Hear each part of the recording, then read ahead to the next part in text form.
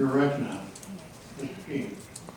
Mr. Jones, we spoke back there, and I want to ask the question again. Can you give us a list of that money that we were talking about, the $8.8 million? Can you give us a list how that is going to be spent? I'll answer your question with another question.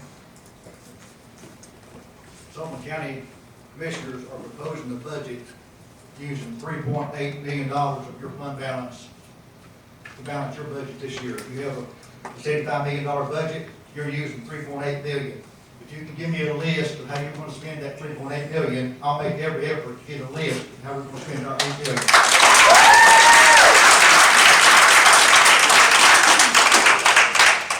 I think you'll find that if you try to come up with a list, that $3.8 million that you have in your fund balance is spread over several line items.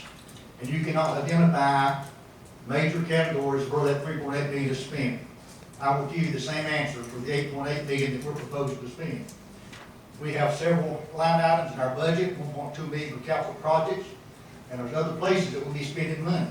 But for me to stand here tonight and tell you exactly where that $8 million is going to be spent, no one can do that. I can give you answers, but I will not do anything except give you facts. $3.8 million that you're using, you can't tell me where any of it's being spent. Okay? If that's where we're at, that you can give us a list, then I'll amend my motion to adjourn to next Thursday to reconvene this meeting, and then we'll go from there. While I have a chance at the podium, I would also like to make one other comment. You have before you tonight a proposal to approve a budget for Sullivan County. That budget was prepared under the Private Act of Sullivan County, and according, on page 6, according to paragraph L, any commissioner may propose amendments to any appropriation except to an LEA in the budget and be voted on by the county legislative body. The county commission, the commissioners have no authority on line items. That's a state law. You all were instrumental in writing this proposal last year. It was passed by the state, and it's listed there. I appeared before the budget committee several times, last week, week before last, week before that. And again, following the law that was passed last spring, the budget committee had the authority to pass the budget for Sullivan County School System. And you voted 8-0 to send it on to the county commission. It went by on first reading. And you have before you the budget that was passed by that. You asked me how the money was arrived at for salaries, and I gave you a list of those. 4% salary raise mandated by the state. We didn't have to honor that 4% raise. We chose to do it. We implemented the teacher equalization pay scale. We chose to do that.